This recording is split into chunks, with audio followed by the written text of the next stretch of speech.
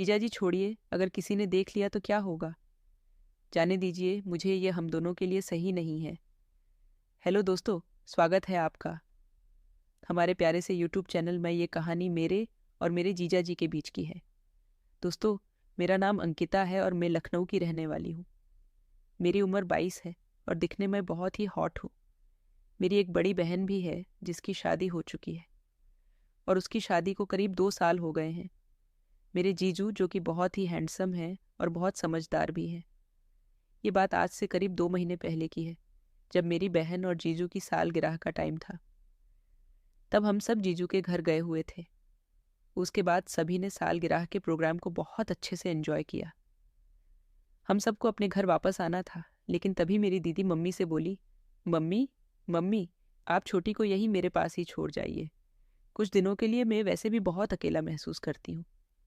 दीदी की बात सुन के मम्मी भी मान गई और मुझे जीजू के घर ही छोड़ के चली गई। जीजू के घर में ज़्यादा लोग नहीं थे दीदी, जीजू बस, क्योंकि वे काम की वजह से गांव से बाहर ही सिटी में रहा करते थे। अब दीदी और मैं आपस में बातें कर रहे थे। बातें करते करते कब रात हो गई पता ही नहीं चला। जीजू भी घर आ गए थे। अब रात के समय जीजू मैं और दीदी हैं। तीनों मिलके लूडो गेम खेल रहे थे। खेलते खेलते दीदी सो गई और जीजू और मैं गमे खेल ही रहे थे कि इतने में जीजू बोले, क्या बात साली जी, आज तो आप बहुत ही हॉट लग रही हो, क्योंकि मैंने उस टाइम पर शॉर्ट कपड़े पहने हुए थे। फिर मैं बोली, जीजू हॉट तो मैं बचपन से ही हूँ, आपने आज नोटिस किया क्या? तब जीजू बोले, अरे नहीं साली जी, हमारे तो जब भी आप सामने होती है तो बस आपको ही देखते रहते हैं। आप है ही इतनी सुंदर की नज़र ही नहीं हटती। अगर मुझे दोबारा मौके मिले तो मैं आपकी बहन को छोड़ के आपसे शादी कर लूं। जीजू की इसी बातें सुन के मुझे हंसी आ रही थी और मज़ा भी। तभी दीदी जाग गई और बोली, चलिए बहुत हो गया जीजा साली का खेल और बातचीत, तब सो जाइए। फिर मैं दूसरे कमरे में जाकर लेट गई और जीजू की बातों को सोच सोच कर कब सो गई पता ही नहीं लगा। मैं सुबह जल्दी उठ गई, लेकिन अपने बिस्तर में ही लेटी थी। तभी मुझे दरवाजे के खुलने की आवाज़ आई। मैंने तुरंत अपनी आंखें बंद कर ली और चुपके से देखा जीजू नाश्ता लेकर आए थे। उन्होंने नाश्ता टेबल पर रखा और मेरे पास आकर बेड पर बैठ गए। मेरे पास बैठने के बाद उन्होंने मेरे हाथ को धीरे से पकड़ा। हालांकि मैं जाग रही थी, लेकिन मैंने कोई रिस्पांस नहीं दिया। मैं देखना चाहती थी कि जीजा जी और क्या करते हैं। उसके बाद उन्होंने मेरे सर के ऊपर के बाल मेरे मुंह पर गिरे हुए थे, उन्हें मैं धीरे धीरे उठाने लग गए हैं। मेरे बालों को संभालने के बाद वह अपने हाथ को मेरे गाल पर फेरने लगे और मैं शांति से यह सब सोते सोते देख रही थी और कोई भी प्रतिक्रिया नहीं दे रही थी। जीजाजी समझ रहे थे कि मैं सो रही हूँ।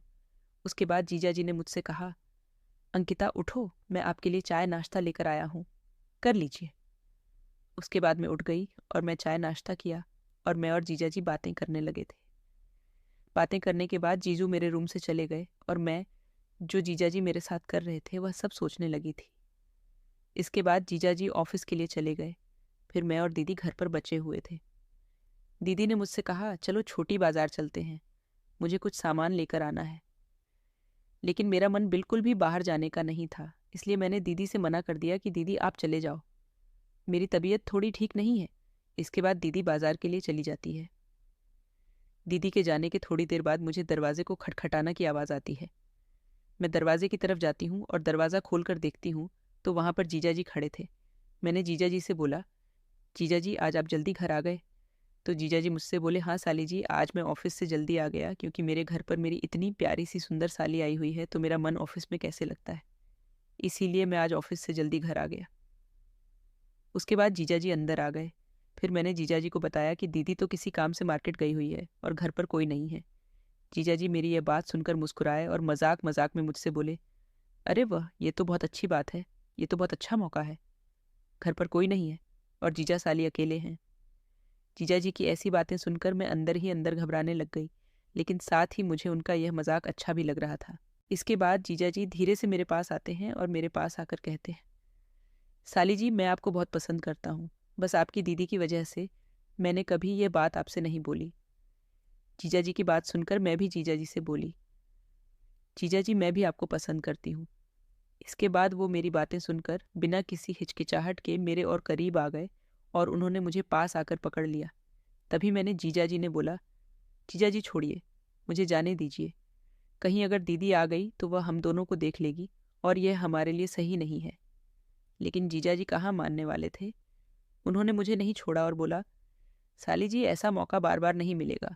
अगर मौका मिला है तो इसका फ़ायदा अच्छे से उठाना चाहिए। इसके बाद जीजाजी मेरा हाथ पकड़कर मुझे बेडरूम की तरफ ले गए और उन्होंने मुझे बेड पर बैठाया। फिर उसके बाद वह मुझे मेरी तारीफ, मेरी बातें करने लगे थे और उनका हाथ मेरे हाथ में था। हम दोनों एक दूसरे की बातों में मदहोश हो गए थे। बातों ही बातों में हम एक दूसरे के बहुत करीब आ गए थे और घर पर भी कोई नहीं था। जिस बात का फ़ायदा हम दोनों ने उठाया और उस दिन हमारे बीच वह सब कुछ हुआ जो होना चाहिए था। वह सब कुछ करने के बाद मेरी खुशी का ठिकाना नहीं रहा और मैं जीजा जी से बोली, जीजा जी आज तो मैं बहुत खुश हूँ। और मैं यहाँ पर रुकी इस बात की मुझे बहुत खुशी है। इसके बाद फिर दीदी भी घर पर आ गई और सब कुछ नॉर्मल हो गया। अगले ही दिन मैं अपने घर वापस आने वाली थी। जब मैं वापस जा ही रही थी तो जीजा जी ने मुझसे कहा, साली जी आते रहिएगा, आप हमारे घर आती हो तो मैं बहुत अच्छा लगता है। फिर मैंने जीजा जी को जवाब दिया, हाँ जीजू ज़रूर, अब तो मैं आती रहूँगी। अब जब भी मुझे मौका मिलता है तो मैं जीजू जी के घर जाती हूँ और वहाँ कुछ दिन बिताकर आती हूँ और मेरे जीजू मुझे बहुत प्यार करते हैं और मैं बहुत खुश रहती हूँ। अगर दोस्तों आप इसी तरह की और कहानी सुनना चाहते हैं तो प्लीज़ हमारे चैनल को सब्सक्राइब करें, वीडियो को लाइक करें और कमेंट करें। नेक्स्ट वीडियो आपको किस टॉपिक पर चाहिए बताएं। तब तक के लिए बाय बाय, टेक केयर।